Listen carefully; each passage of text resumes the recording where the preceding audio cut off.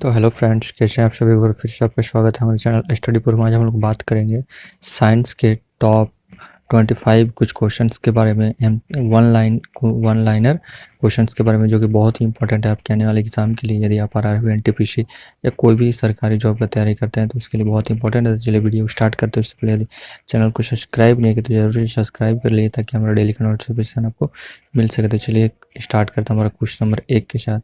ध्यान दीजिए, हमारा पहला क्वेश्चन क्या है कि किसने न्यूटन से पूर्व ही बता दिया था कि सभी वस्तुएं पृथ्वी की ओर गुरुत्वाकर्षित होती है। तो याद रखिएगा, इसका उत्तर होगा ब्रह्मगुप्त ने। याद रखिएगा, ब्रह्मगुप्त ने न्यूटन से पूर्व ही बता दिया था कि पृथ्वी की ओर सारी वस्तुएं गुरुत्वाकर्षित होती हैं। ये बहुत इंपॉर्टेंट क्वेश्चन है जो कि अक्सर एग्जाम में पूछा जाता है। बढ़ते हैं सेकंड क्वेश्चन की। और क्वेश्चन नंबर 2 क्या है कि ऊष्मा एक प्रकार की ऊर्जा है जिस कार्य में बदला जा सकता है। इसका प्रत्यक्ष प्रमाण सबसे पहले किसने दिया था? याद रखिए, उत्तर होगा रमफोर्ड ने। याद रखिएगा, रमफोर्ड में इसका सबसे पहले प्रत्यक्ष दिया था। किसका? तो ऊष्मा एक प्रकार की ऊर्जा है जिस कार्य में बदला जा सकता है। इसका प्रत्यक्ष प्रमाण किसने दिया था? रमफोर्ड ने सबसे पहले इसका प्रमाण दिया था। याद रखिएगा। बढ़ते हैं क्वेश्चन नंबर 3 की ओर। क्वेश्चन नंबर 3 हमारा क्या है कि युग्म तापमान यानी थर्मोकपल थर्मामीटर किस सिद्धांत पर आधारित है? तो याद रखिए, इसका उत्तर होगा सीबेके के प्रभाव पर आधारित है। क्या? तो ताप युग्म तापमापी। याद रखिएगा। बढ़ते हैं अगले क्वेश्चन की ओर। क्वेश्चन नंबर 4 क्या कि दूर के वस्तुओं जैसे सूर्य आदि का ताप किस तापमापी के द्वारा मापा जाता है? तो आंसर होगा पूर्ण विकिरण तापमापी द्वारा। याद रखिए कि पूर्ण विकिरण तापमापी द्वारा दूर की वस्तुएं जैसे सूर्य आदि का ताप हम लोग मापते हैं। बढ़ते हैं अगले क्वेश्चन की ओर। नेक्स्ट क्वेश्चन क्या है कि सूर्य की ऊष्मा पृथ्वी पर किस प्रकार के संचारण माध्यम से आती है? तो याद रखिए, विकिरण के माध्यम से आती है। बहुत ही इंपॉर्टेंट क्वेश्चन है, नोट डाउन कीजिएगा, अक्सर एग्जाम में पूछा जाता है। या जितने भी क्वेश्चन हम लोग डिस्कस करेंगे सारे इंपॉर्टेंट क्वेश्चन होने वाला है, तो वीडियो स्किप मत कीजिएगा, पूरा लास्ट तक देखिएगा। बढ़ते हैं अगले क्वेश्चन की ओर। नेक्स्ट क्वेश्चन क्या है? क्वेश्चन नंबर 6 कि अपद्रव्यों को मिलने से गलनांक पर क्या प्रभाव पड़ता है? तो याद रखिएगा, घट जाता है। क्या? तो गलनांक घट जाता है अपद्रव्यों को मिलाने से। बढ़ते हैं अगले क्वेश्चन की ओर। क्वेश्चन नंबर 7 क्या है कि सेल्सियम में माप का कौन सा तापक्रम 300 डिग्री के बराबर होता है? तो -127 डिग्री सेल्सियस। याद रखिएगा। बढ़ते हैं अगले क्वेश्चन की ओर। नेक्स्ट क्वेश्चन क्या है कि ब्लैक बॉडी किसकी विकिरण को अवशोषित कर सकती है? तो इसका आंसर होगा केवल उच्च तरंग दैर्घ्य को। याद रखिएगा, केवल उच्च तरंग दैर्घ्य को ब्लैक बॉडी विकिरण अवशोषित कर सकती है। बढ़ते अगले क्वेश्चन की ओर। क्वेश्चन नंबर 9 क्या है हमारा कि शीत ऋतु में हम मौसम किस प्रकार का होने पर ज़्यादा ठंड महसूस करते हैं? तो साफ मौसम होने की वजह से शीत ऋतु में हम ज़्यादा ठंड होने का महसूस करते हैं। बढ़ते हैं अगले क्वेश्चन की ओर। क्वेश्चन नंबर 10 कि मिट्टी के घड़े में किस क्रिया के कारण जल ठंडा रहता है? तो याद रखिएगा, वाष्पीकरण के द्वारा। वाष्पीकरण के कारण ही मिट्टी के घड़े में जल हम लोग ठंडा पाते हैं। याद रखिएगा, कौन क्रिया के द्वारा? तो वाष्पीकरण क्रिया के कारण। इसके बाद जो क्वेश्चन आने वाले हैं वो है रसायन विज्ञान के क्वेश्चन आने वाले हैं। हम इससे पहले हम लोग किसका डिस्कस किए तो फिजिक्स का। याद रखिएगा, अब जो भी क्वेश्चन आने वाले हैं 10 वो होगा रसायन यानी केमिस्ट्री के क्वेश्चन। तो क्वेश्चन नंबर 11 क्या है कि पेट्रोल से लगने वाली आग के लिए किस प्रकार के अग्निशामक का प्रयोग किया जाता है? तो याद रखिएगा, झाग वाला अग्निशामक गैस का हम लोग प्रयोग करते हैं। किसके लिए? तो पेट्रोल से लगने वाली आग के लिए। याद रखिएगा, इंपॉर्टेंट क्वेश्चन है। क्वेश्चन नंबर 12 क्या है कि किस वैज्ञानिक ने सर्वप्रथम आवर्ती सारणी का निर्माण किया? तो बहुत ही इंपॉर्टेंट क्वेश्चन है। तो मेंडलीफ में। बहुत ही वीवीआई वेरी इंपॉर्टेंट क्वेश्चन है, नोट डाउन कीजिएगा, बहुत बार रेलवे के एग्जाम में क्वेश्चन पूछा गया है। तो आवर्ती सारणी का निर्माण सबसे पहले किसने किया था? तो मेंडलीफ ने। याद रखिएगा। बढ़ते हैं अगले क्वेश्चन की ओर। क्वेश्चन नंबर 13 कि आधुनिक आवर्ती नियम का प्रतिपादन किसने किया था? तो याद रखिएगा, मोसले ने। याद रखिए, यहाँ क्या है कि आधुनिक आवर्ती नियम यहाँ पूछा गया तो किसने किया था? तो मोसले ने। याद रखिएगा। बढ़ते हैं नेक्स्ट क्वेश्चन की ओर। क्वेश्चन नंबर 14 कि किस एक पर आधुनिक आवर्ती सारणी आधारित है? तो याद रखिएगा, परमाणु संख्या पर आधुनिक आवर्ती सारणी आधारित है। याद रखिएगा, किस पे? तो परमाणु संख्या पर।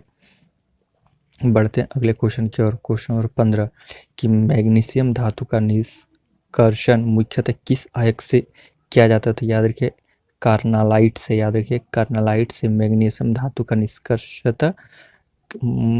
निष्कर्ष मुख्यतः किया जाता है, याद रखिएगा। बढ़ते हैं अगले क्वेश्चन की ओर। क्वेश्चन नंबर 16 कि ब्लीचिंग पाउडर किसे गुजार कर तैयार किया जाता है? तो याद रखिएगा बूझे हुए चूने पर क्लोरीन। याद रखिएगा ब्लीचिंग पाउडर किससे गुजार कर तैयार किया जाता है? तो बूझे चूने पर क्लोरीन डालकर। बढ़ते हैं क्वेश्चन नंबर 17 की ओर। क्वेश्चन नंबर 17 क्या है कि पृथ्वी के गर्भ में दूसरे सबसे ज़्यादा पाए जाने वाला धातु कौन सा है? तो याद रखिएगा लोह। याद रखिएगा लोह पृथ्वी के गर्भ में दूसरा, याद रखिए दूसरा सबसे ज़्यादा पाने वाला धातु है। बढ़ते हैं अगले क्वेश्चन की ओर। Question number 18। क्वेश्चन नंबर 18 क्या है कि मानव शरीर में तांबा धातु की मात्रा की वृद्धि होने से कौन सी बीमारी होती है? तो याद रखिए विल्सन बीमारी होता है मानव शरीर में यदि तांबा धातु का मात्रा में वृद्धि होता है, तो याद रखिएगा। बढ़ते हैं अगले क्वेश्चन की ओर। क्वेश्चन नंबर 19 कि वाटर टैंकों में शैवाल को नष्ट करने के लिए किस रसायन का प्रयोग किया जाता है? याद रखिएगा तो कॉपर सल्फेट का प्रयोग किया जाता है। किस लिए? तो वाटर टैंकों में शैवालों को नष्ट करने के लिए। बढ़ते हैं अगले क्वेश्चन की ओर। Question number 20। क्वेश्चन नंबर 20 क्या है कि जस्ता धातु का निष्कर्षण मुख्यतः किस अयस्क में किया जाता है? तो याद रखिएगा जिंक ब्लेंड। याद रखिए जिंक ब्लेंड। जस्ता धातु का निष्कर्ष मुख्यतः जिंक ब्लेंड अयस्क से ही किया जाता है, याद रखिएगा। बढ़ते अगले क्वेश्चन की ओर। अब जो क्वेश्चन आने वाला है वो सामान्य जीव विज्ञान यानी बायोलॉजी के क्वेश्चन आने वाला है, जो कि बहुत ही एक इम्पॉर्टेंट चैप्टर है। जो अभी लगभग एग्जाम में बायो का क्वेश्चन बहुत ही ज़्यादा पूछा जा रहा है, तो वीडियो बहुत ही इम्पोर्टेंट होने वाला है। क्वेश्चन नंबर 21 की ऊर्जा रूपांतरणों में से किसके द्वारा प्रकाश संश्लेषण की क्रिया संपादित है? तो याद रखिए प्रकाश से रासायनिक ऊर्जा। बढ़ते हैं नेक्स्ट क्वेश्चन की ओर।